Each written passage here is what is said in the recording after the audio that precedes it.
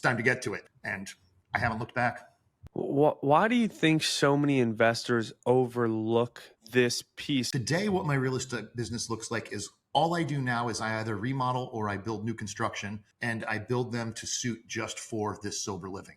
So a couple of just little key things that I do different, like I don't build master bathrooms in my homes or master bedrooms. But what I do is I will frame in a master bedroom entryway and then I'll just sheetrock over it. And then out in the hallway, have another door. So that way in the future, when I go to resell these one of these days, if I'm not reselling my whole business as a sober living business, I can sell this just as a single family home, give it a master bedroom, master bath, and those things. Definitely I do bigger masters just because ultimately I do think about the resale end of it, because that would crush me at the end if I couldn't sell these things one of these days when I want to retire. I do 2 closets in every bedroom, which ultimately isn't going to be a problem when I go to resell either. But it's just I really try to accommodate, because we do 2 people per room when for the sober living. And I mean, I guess the problem sounds very obvious, but I mean, what was the main problem that you were trying to solve when starting, switching into the sober living space?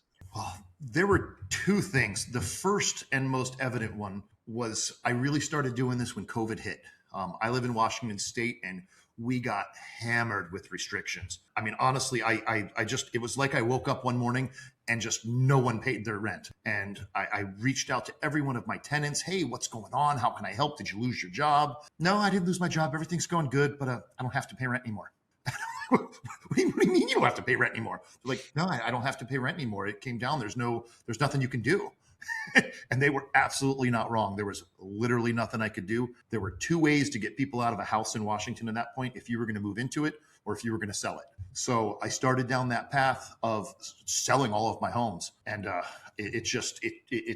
I was devastated. I mean, I literally would just sit at night and look at this list of red of my utilities are behind, my mortgage payments are behind. I mean, I still have to go do repairs on all these homes, because legally you still have to go do repairs when they called. So that really started to devastate me. And then the other thing was I've always wanted to help. I grew up with a drug addicted family. My parents were very, very hardcore drug addicts and alcoholics. I mean, we fled in the middle of the night on a Greyhound bus from my biological father. So this has always touched my heart and my soul. And I've always wanted to do something, but I've just always been busy in real estate. Since I started, I've been busy in real estate. I'm fixing and flipping. I started new construction. It was just, I'll get to it. I'll get to it. I'll get to it. And God, the universe, whatever, just kind of said, hey, you're done.